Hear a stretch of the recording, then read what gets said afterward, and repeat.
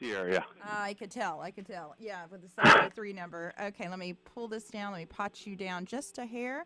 I don't want to overmodulate you either. All right. Okay, okay. All right, are you ready? I sure am. Okay. Good morning, folks. I'm here with Jay Richards. Jay is the author of Infiltrated. It's a brand new book out here, and if you haven't read it yet, it is full of intrigue. I guess that's the best word I've got for this. The title of the book says How to Stop the Insiders and the Activists Who Are Exploiting the Financial Crisis to Control Our Lives and Our Fortunes. Jay, what is going on here in our country? Well, we're here on the fifth anniversary of the greatest financial crisis since the fifth anniversary, and I had been following it from the very beginning because I write on economic issues, and I was distressed that a sort of false narrative got established, really set in concrete, 2 weeks practically after the crisis started, that it was simply the result of some greed on Wall Street and deregulation, when in fact I became more and more convinced as I researched the subject and as new numbers came out that in fact the seeds of the financial crisis lay actually in government policies. And if you want to know, okay, what caused the crisis, you've got to look to Washington rather than Wall Street. And that was the kind of thing that got me started. But what I discovered as I started working on the book is, as you said, all sorts of kind of background intrigue, players and insiders that most people have never heard of that in fact played a huge role in the financial crisis, and then were able to use the crisis as a pretense to increase their own power. Well, my question is, could another crisis like that happen today? Absolutely. I mean, let me just give you one example of one of the causes of the crisis is something called the too big to fail mentality. And this is just the idea that some large financial institutions and then government-sponsored enterprises like Fannie Mae and Freddie Mac had, that they're so important to the financial system that if they get into trouble, the government's bound to bail them out. This is the head of Lehman Brothers, the bank that went bankrupt Lehman 5 years Brothers, ago. that's right. Yeah, the CEO, Dick Fold, he spent about a year not preparing for bankruptcy because he wanted a good bailout deal, and he'd seen a much smaller competitor, Bear Stearns, bailed out just a few months before, and so he spent a year not preparing for bankruptcy. Well, this was obviously a contributing factor to the crisis because if you're a company and you know that you're going to, if you succeed, you're going to profit, but if you fail, somebody else is going to bail you out. It completely scrambles the sort of risk-reward incentive system that you want to work in a market. Well, that's what was happening before. Well, as a result of the so-called Dodd-Frank Reform Act of 2010, that too big to fail mentality is actually a part of official policy. We now actually designate large financial institutions as systemically important. I mean, this is sort of a too big to fail badge of approval from the federal government. This is just going in exactly the wrong direction. So what potentially is the next financial shoe that could drop here? Well, I do think that I think we probably are in another housing bubble. Unfortunately, this is the dilemma of ongoing stimulus, is that it's tempting at the beginning when you're in a recession, but then it's impossible for the Fed to decide suddenly they're going to quit expanding the money supply. They've been doing this for 5 years. No one should be surprised that Chairman Bernanke decided, okay, we're going to keep it going for a while. We've had moribund growth. And so we probably are in another bubble. The bubble that no one's really talking about that I think everybody needs to look out for is a higher education bubble, because just as the federal government funded and subsidized and encouraged banks to make loans to lower income and higher risk borrowers, so the government for 40 years has been sowing huge amounts of money into higher education, all again well-meaning to help lower income people afford a college education. But the effect of these programs has been to increase the price of higher education at about twice the rate of inflation. And so it's just simply getting up into the stratosphere in terms of cost. And it's not as if colleges are delivering more goods than they were 40 or 50 years ago. If anything, they're doing less, and they have a lot more competition from online and distance learning programs. So I would expect to see a bubble in higher education, much like we saw in the housing sector. Well, that's disconcerting to someone like me who's got a daughter that's just graduated college, actually, and I know how difficult that's been for her. In your book, I read here where you're asking a question: who is reforming the reformer? Can you elaborate on that? Absolutely. I mean, of course, if the narrative that everybody is told that the problem is that there are these cowboys in Wall Street that created havoc in the system, and so it's federal regulators that are going to solve the problem. That's an important narrative if you're going to create massive new bureaucracies like the Dodd-Frank Act did. Created a completely new organization called the Consumer Financial Protection Bureau, which is essentially unaccountable. It's outside the authority of Congress. It's officially under the Fed, but neither the Fed chairman nor the board really have any control over it. It's in many ways a sovereign entity that can decide sort of arbitrarily what rules it's going to enforce and how it's going to interpret them. And so what we've done is, in the name of trying to reform the financial crisis or the private financial institutions, we've created these unaccountable bureaucracies that I think actually nobody's paying attention to. It's one of the reasons I wrote the book, because these very benign-sounding organizations like the Consumer Financial Protection Bureau actually, I think, are doing some things that most Americans would be quite troubled by if they knew about it. That seems to be a trend now in Washington, to have things that are unaccountable and people doing things like, I don't know, like the president just kind of making it up as he's going and not being accountable to Congress. I mean, it seems like there's a trend here. There is. Yeah, there is. I know you spend a great deal of time in your book talking about Herbert Sandler, whom Time magazine described as one of the top 25 people responsible for the financial crisis. In your opinion, why is he so central to this book? Well, he's important because if you look at what caused the housing crisis and led to the financial crisis, it was the proliferation of non-traditional and risky loans. We hear them called subprime, but there are actually several different kinds of loans. And Sandler and his wife were very successful owners of a savings and loan in California that pioneered a certain kind of loan called the option ARM, which is, New York Times called this the typhoid Mary of the housing crisis back in 2008.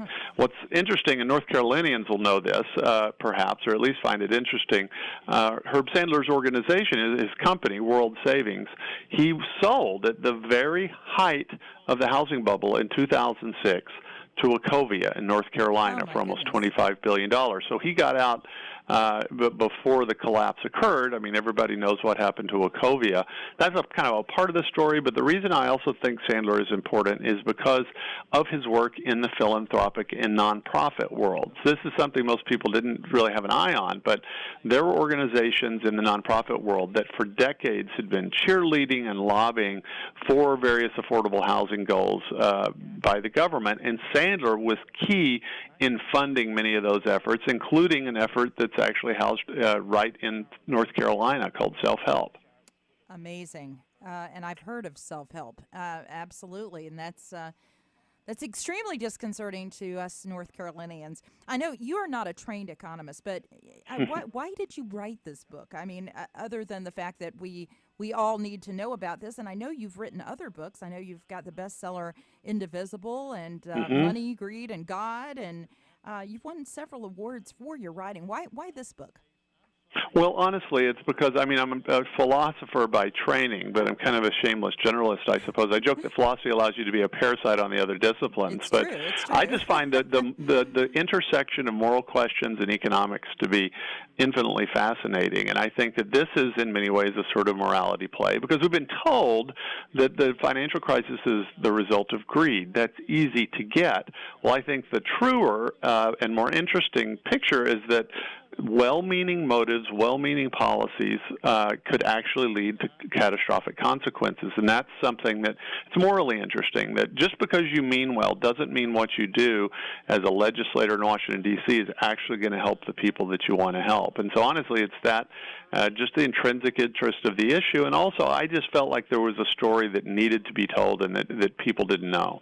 Well, I want an honest answer from you, and I know you're an honest man, so I would like you to be very bold and tell me, how do you think that the Obama administration has actually handled the economy since taking over in the middle, well, not even the middle of the financial crisis. I'm not sure it was the middle. I think it was sort of the beginning, wasn't it? Yeah, I mean, of course, we all think of September 2008 as the kind of moment when everyone sort of focused our attention. That was, of course, when President Bush was still in office.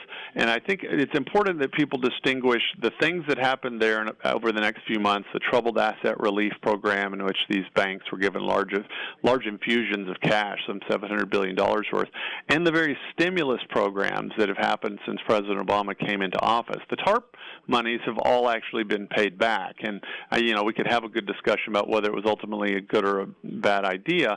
But the stimulus policies, I think, are the bad idea because, I mean, the idea is that the Fed doesn't want to restrict the money supply. Certainly don't want to restrict the money supply. That's probably what led to the Great Depression. The problem is that when you continually expand the money supply, it creates a kind of artificial stimulus in the economy. But it's not because we're producing more goods and services. It's just because there are more dollars floating around in the system. And when you do that, every individual dollar ends up less valuable. And now, as we're seeing, it's impossible to get out of this cycle. And the irony of it is that it hasn't even gotten us back to the unemployment rate and the economic growth we had before the crisis. So not only is it a bad idea and it's kind of a treadmill you can't get off of, but it doesn't actually do what it's supposed to do. Yeah, we're still bouncing off the bottom here. I'm not seeing much growth. One of the things I love in your book, and you quote my favorite author. My favorite author was C.S. Lewis, and I love what you have here of all tyrannies, a tyranny sincerely exercised for the good of its victims may be the most oppressive, and that is absolutely so true of this administration. Do you feel the Bush administration was at all culpable in this?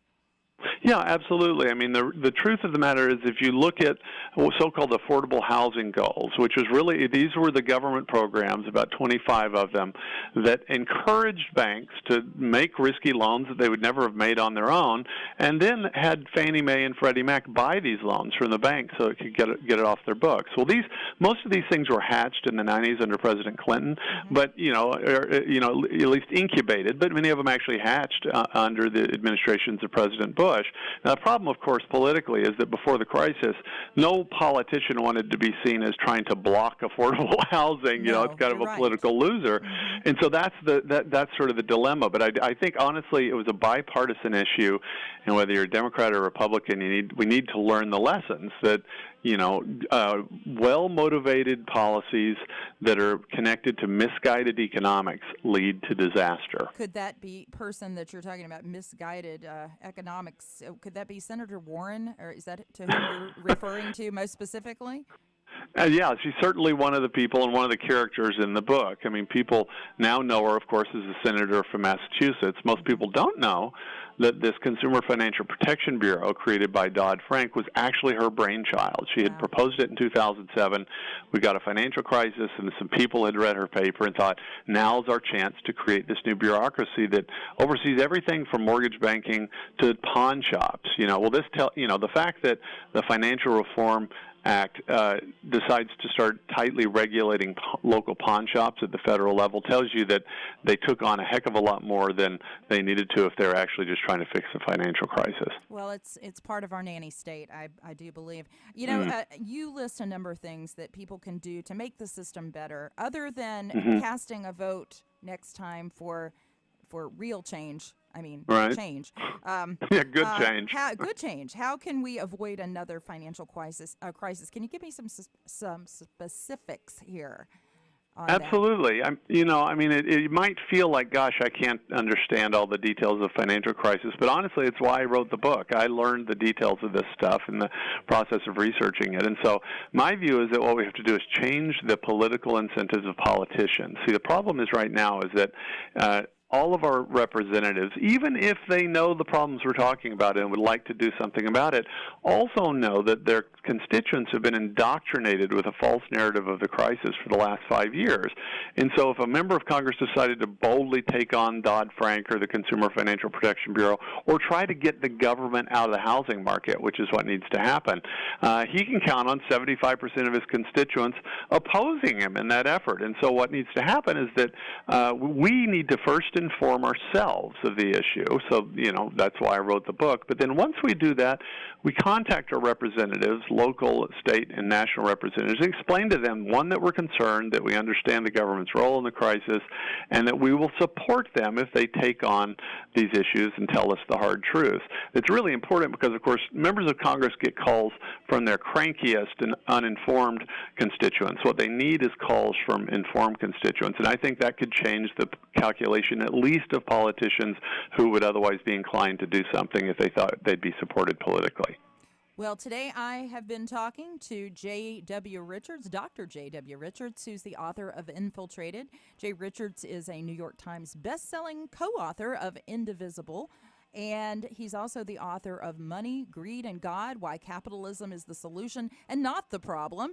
He received a Templeton Enterprise Award on that book back in 2010. And many of you probably have seen Dr. Richards featured on several shows and in numerous publications. He's written for the New York Times, the Washington Post, the Wall Street Journal, as well as being on our friend Mike Huckabee's show, and then also on Larry King on CNN. So again, thank you, Dr. Richards. Thank you so much for joining us today, and thank you for writing this book. I think more people need to be brave and have the cojones to go out there and write a book quite like this one. So thank you so much, and I look forward to reading your next bestseller and seeing you on my friends' shows on Fox News. Thanks so much. It's my pleasure. All right. Thank you. Bye-bye.